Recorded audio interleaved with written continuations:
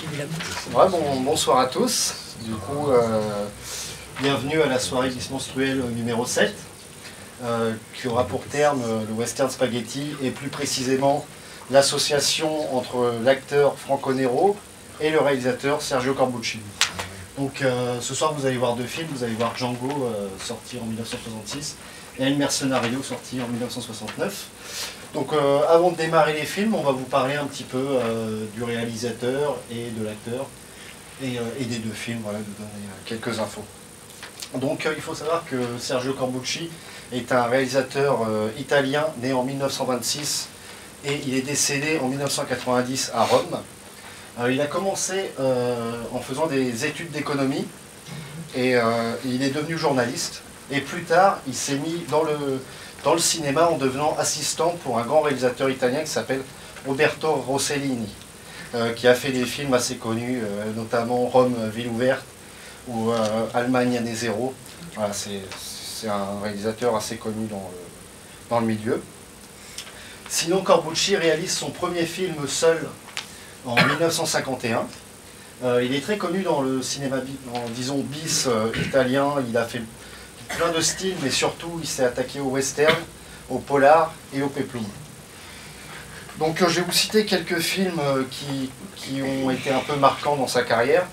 Donc le premier qui est vraiment marquant, c'est Danse macabre, sorti en 1964. C'est un giallo réalisé en collaboration avec Antonio Margheriti et assisté de Ruggero Deodato. C'est un réalisateur qui a fait le connu Cannibal Holocaust.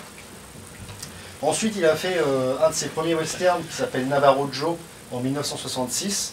Et il a fait connaître l'acteur Burt Reynolds, parce que c'est l'acteur phare du film, qui était à l'époque qu'un acteur de télévision. Ensuite, la même année, parce que c'est un réalisateur très prolifique, la même année, il a fait donc le Django, c'est son western quasiment le plus connu, avec Franco Nero voilà, en tête, dont Quentin Tarantino, bien sûr, s'est inspiré grandement pour faire son Django Unchained en 2012. Ensuite, il a suivi directement par un autre western qu'on va vous passer ce soir, El Mercenario, en 69, qui est un western aussi très intéressant qui parle de la révolution mexicaine.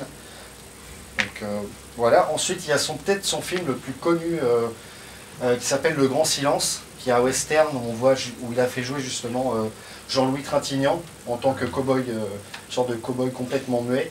Et il a pris Klaus Kinski pour jouer le rôle d'un tueur très froid. Voilà, c'est un western qui se passe dans la neige, c'est très très froid comme western. Et voilà, c'est son plus connu.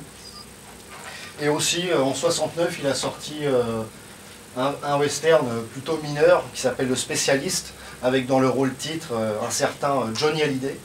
Donc, ouais, complètement muet dans le film d'ailleurs, lui aussi. Donc, voilà, bon, c'est un film plutôt mineur dans sa filmographie.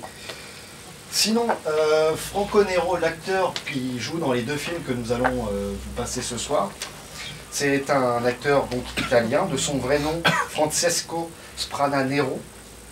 Il est né en 1941 à San Prospero en Italie, il est toujours en vie aujourd'hui, il a 77 ans.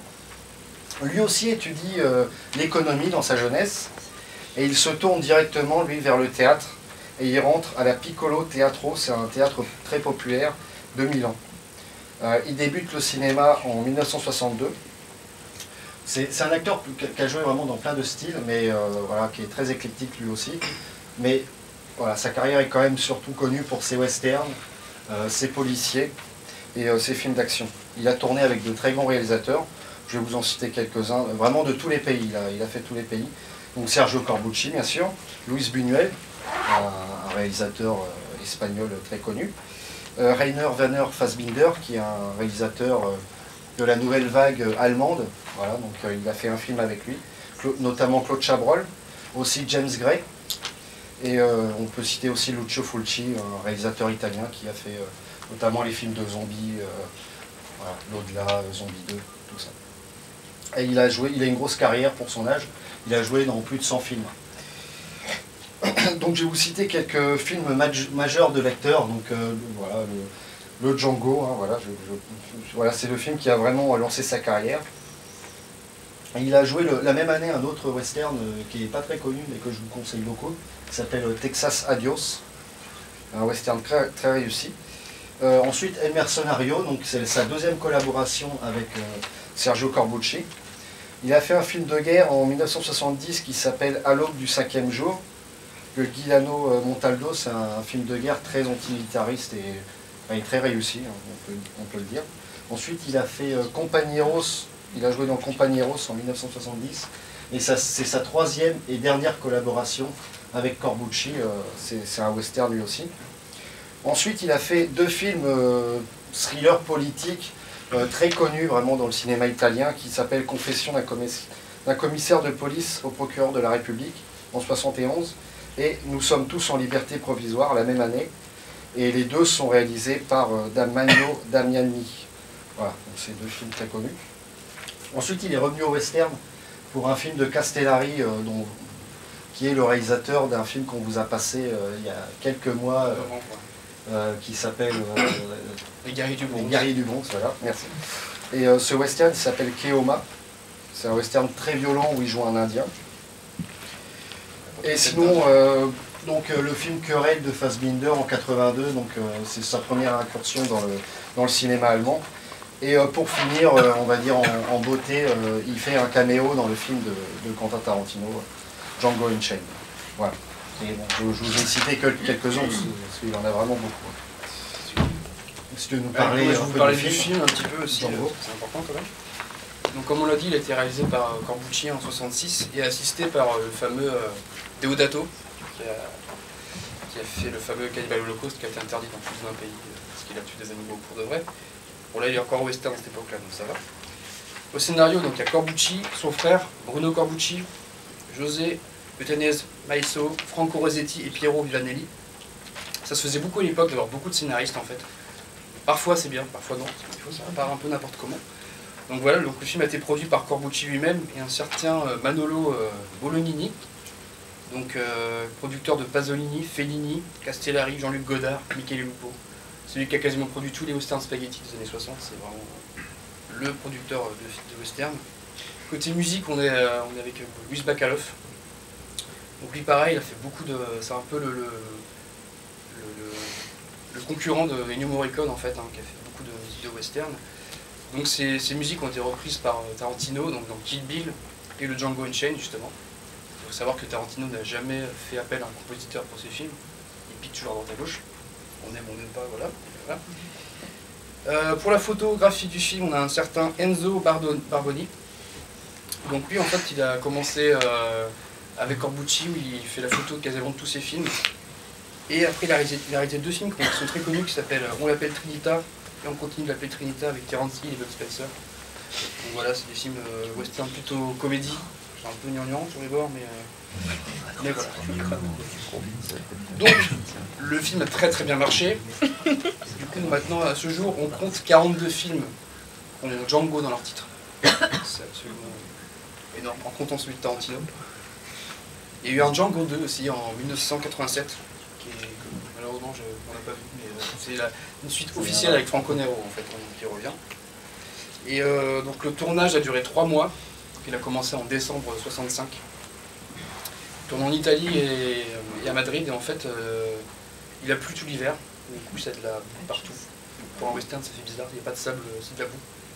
Et Corbucci a refusé de tourner en studio et il a dit non, on garde ça comme ça va rendre le film crado, ça va être cool. Donc ça rend vraiment un côté particulier au film en fait. Et du coup il y a aussi une scène justement où vous allez voir au début, une fameuse scène où il traîne, une espèce de cercueil. Et pendant le film, à un moment, Corbucci avait dit à toute l'équipe, vous allez voir, on va faire une blague à Franco Nero. Et il dit Franco, je filme, tu marches et tu t'arrêtes où je te dis. Et en fait il lui a jamais dit de s'arrêter, il a marché pendant une demi-heure. Non-stop, et au moment où il s'est retourné, il n'y avait plus personne derrière lui. En fait. Ils avaient tous rangé le matériel, ils étaient tous rentrés à l'hôtel. C'était assez fréquent sur les tournages de Corbucci, il était très taquin, quoi. Taquin. Contrairement à Sergio Leone qui était un peu plus tatillon sur les bords, à ce qui paraît. Mais bon. Donc voilà. Donc aussi, pour parler un petit peu du casting quand même, Franco Nero, il a aussi joué dans Die Hard 2. C'est un général d'Amérique du Sud corrompu. Donc voilà, c'est assez particulier. Il a une grosse barbe dans le film, on ne reconnaît pas trop, beaucoup plus vieux, mais voilà.